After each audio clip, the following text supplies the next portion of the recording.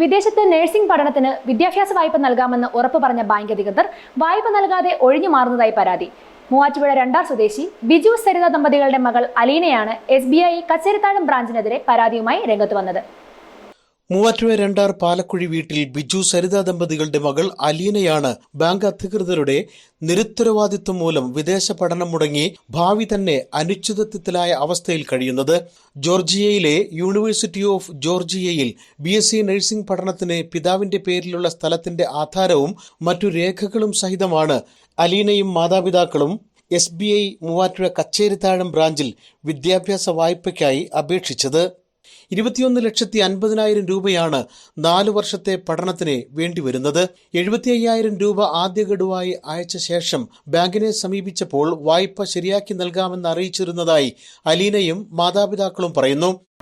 ഞങ്ങൾ ജോർജിയയിലേക്ക് ഒരു എഡ്യൂക്കേഷൻ ലോണിന് വേണ്ടി SBIയിൽ മൂവാറ്റുപുഴ ബ്രാഞ്ചിൽ വന്നതായിരുന്നു. 1 മാസത്തിലേറെയായി ഞങ്ങളതിൻ്റെ പുറകെ നടക്കുന്നു.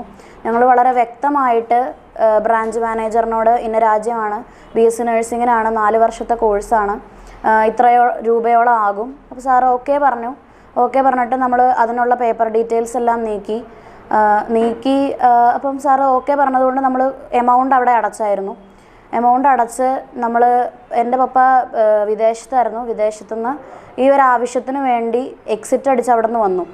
എക്സിറ്റ് അവിടെ അടിച്ച് വന്ന് പപ്പയുടെ ഒരു സൈൻ മതി എന്ന് പറഞ്ഞു. എല്ലാ കാര്യങ്ങളും ശരിയായി. വാലുവേഷൻ കഴിഞ്ഞു. വാലുവേഷൻ എല്ലാം കഴിഞ്ഞ് നമ്മൾ പോവാൻ വിസയ്ക്ക് അപ്ലൈ ചെയ്യണതിന് 2 ദിവസം മുമ്പ് വിളിച്ചിട്ട് പറയുകയാണ് ആ രാജ്യത്തേക്ക് ലോൺ തരാൻ പറ്റില്ല. നമ്മളതുമായിട്ട് ബന്ധപ്പെട്ട് മുനിസിപ്പാലിറ്റിയിൽ വന്ന ഒരു ചെറിയ കംപ്ലയിൻ്റ് എന്നുള്ള രീതിയിൽ പറഞ്ഞപ്പോൾ നമ്മൾ കൗൺസിലേഴ്സ് എല്ലാവരും കൂടി അവിടെ പോയി മാനേജറിനെ കണ്ടു കഴിഞ്ഞ് പുള്ളിക്കാരന് ഒരു വ്യക്തമായിട്ടുള്ള ഒരു ആൻസർ പറയാൻ കഴിയുന്നില്ല. എന്തുകൊണ്ടാണ് ജോർജിയ എന്നൊരു കൺട്രിക്ക് ലോൺ തരാൻ പറ്റാത്തതെന്ന് റീസൺ പറയാൻ പറ്റുന്നില്ല. അപ്പം നമ്മളതിനു വേണ്ടി ഒത്തിരി നമുക്ക് 1,00,000 രൂപയോളം മേളിൽ നമുക്ക് മുടക്കായിട്ടുണ്ട്. എൻ്റെ ഒരു വർഷം പോകുന്നു. എനിക്ക് 86% മാർക്ക് +2 ഉണ്ടായിരുന്നു. ഞാൻ ഒത്തിരി കഷ്ടപ്പെട്ടാണ് പഠിച്ച് മാർക്ക് മേടിച്ചത്. നഴ്സിംഗ് പഠിക്കണം എന്നുള്ളൊരു ആഗ്രഹത്തോടു കൂടി ഇരുന്ന് ഇത്രയും നല്ലൊരു രാജ്യത്തേക്ക് ഇൻ്റർവ്യൂ എല്ലാം കഴിഞ്ഞ് ഇത്ര നല്ലൊരു അവസരം കിട്ടിയിട്ട് ലാസ്റ്റ് നിമിഷത്തിൽ ഈ ബാങ്കിൻ്റെ വീഴ്ച കാരണം എനിക്ക് പോകാൻ പറ്റുന്നില്ല. ഞാൻ എന്താ ഇതിനു വേണ്ടി ചെയ്യേണ്ടതെന്ന് എനിക്കറിയില്ല.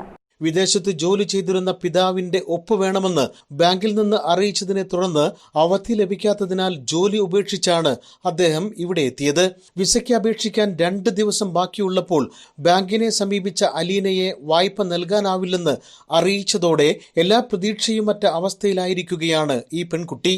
വാർഡ് കൗൺസിലർ അജി മുണ്ടാടനെ അറിയിച്ചതിനെ തുടർന്ന് മറ്റു കൗൺസിലർമാരും അലീനയും മാതാപിതാക്കളും ബാങ്കിലെത്തി മാനേജറുമായി സംസാരിച്ചു. ജോർജിയയിൽ പഠനം നടത്താൻ വിദ്യാഭ്യാസ വായ്പ നൽകാൻ ആവില്ലെന്ന് ഹെഡ് ഓഫീസിൽ നിന്ന് അറിയിച്ചതായി ബാങ്ക് മാനേജർ കൗൺസിലർമാരെ അറിയിച്ചു. മൂവാറ്റുപുഴയിൽ ഇത്തരം സംഭവങ്ങൾ പലയിടത്തും നടക്കുന്നതായും ഇത് പുറത്തു കൊണ്ടുവരാനാണ് തങ്ങൾ ഇടപെട്ടതെന്നും കൗൺസിലർമാർ വ്യക്തമാക്കി. ഇപ്പോൾ ബാങ്ക് മാനേജറോട് ഞങ്ങൾ സംസാരിച്ചപ്പോൾ അതിൻ്റെ ഡീറ്റെയിൽസ് എല്ലാം സംസാരിച്ച ബാങ്ക് മാനേജറുടെ ഒരു കുറ്റം കൊണ്ട് കിട്ടാത്തതാണ് എന്നയാൾ സമ്മതിക്കുന്നില്ല. ശരിക്കും അവരുടെ കുറ്റം കൊണ്ട് തന്നെയാണ്. അതേസമയം വിദ്യാർത്ഥിയുടെ അപേക്ഷ ഹെഡ് ഓഫീസിലേക്ക് അയച്ചതാണെന്നും അവിടെ നിന്ന് പാസ്സാവാത്തതാണ് കാരണമെന്നും മാനേജർ സജികുമാർ പറഞ്ഞു. ജോർജിയയിൽ നഴ്സിംഗ് കോഴ്സിന് പഠിക്കുന്നതിന് വേണ്ടിയിട്ടുള്ള അപേക്ഷയാണ് കിട്ടിയത്. അപേക്ഷ കിട്ടിയ ഉടൻ തന്നെ ഞങ്ങളുടെ ലോൺ പ്രോസസ്സിംഗ് സെൻറ്ററിലേക്ക് അത് ഫോർവേഡ് ചെയ്യുകയുണ്ടായി.